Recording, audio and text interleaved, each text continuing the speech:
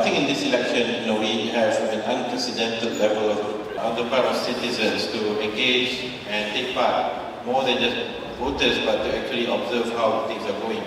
I think Bersih has been in the forefront from early stages, even before 2008, in 2007, we have the first rally and so on. We have, I would say, the spark that created awareness about how elections are conducted. So before we begin into the different aspects, at Merdeka Centre, we've been from time to time, asking Malaysians about how they view the election process, whether they trust it, do they believe that it's free and fair. And by and large, we find that there is growing awareness that there are problems with the system of the way how elections are conducted.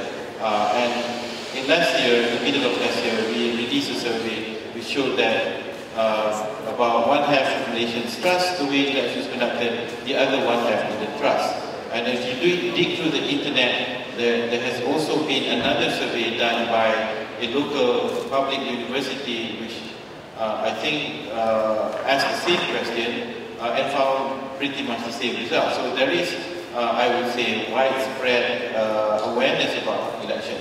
And so I think responding to these issues, responding to this public feedback, responding to the demands by civil society organizations, notably Bersih, as well as the political parties in this country, we suddenly find ourselves being invited by the Elections Commission to monitor or observe the elections. In addition to that, there are other groups that wanted to be accredited but did not receive accreditation, and so they have coalesced, they have formed another coalition, another group called Pemantau, led by Bersih, Mafrel, Malaysians for Free Election, Komas, and many other organizations in the country.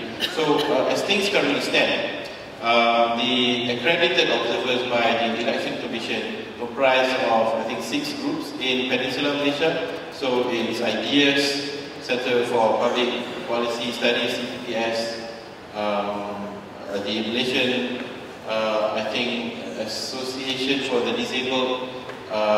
They are monitoring some receipts on behalf of the disabled community. There's also Malaysian Youth Council, Majlis Belia Malaysia, an umbrella organization comprising many youth organizations, and then Merdeka Centre. So I think collectively in Peninsular Malaysia there's about 1,000 of accredited observers. Merdeka has slightly over 200 accredited observers.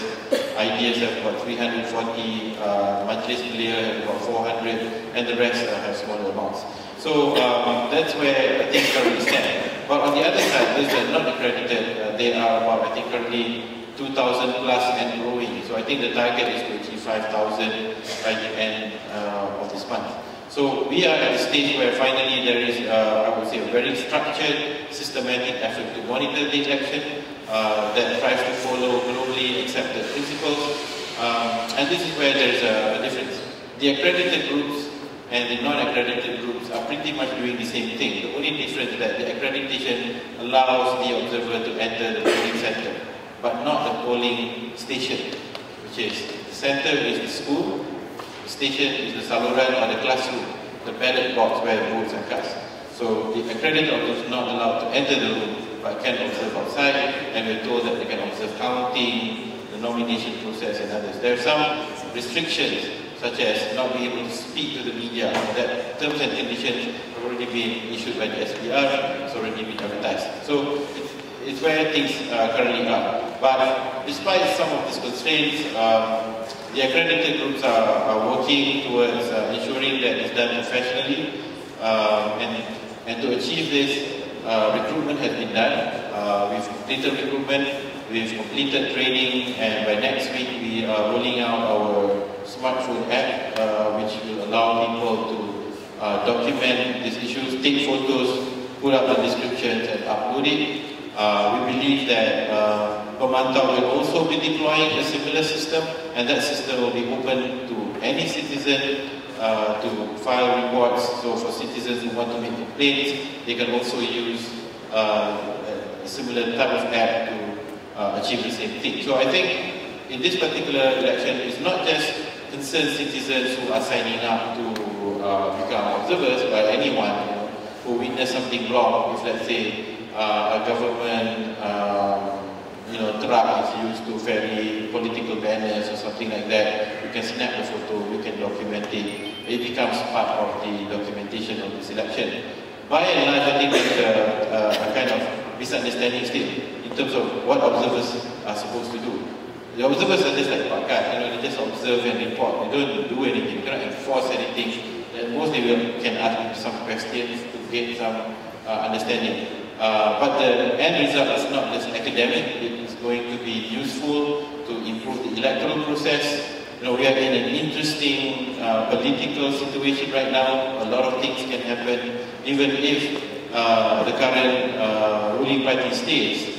There's definitely going to be pressure on them to continually improve on the process so as to ensure their legitimacy. So the reliability of our electoral process is currently will be scrutinized by the citizens, and this is, I would say, a chance for the Elections Commission to prove themselves to be impartial referees in what's going to be, I would say, the most titanic struggle that we are witnessing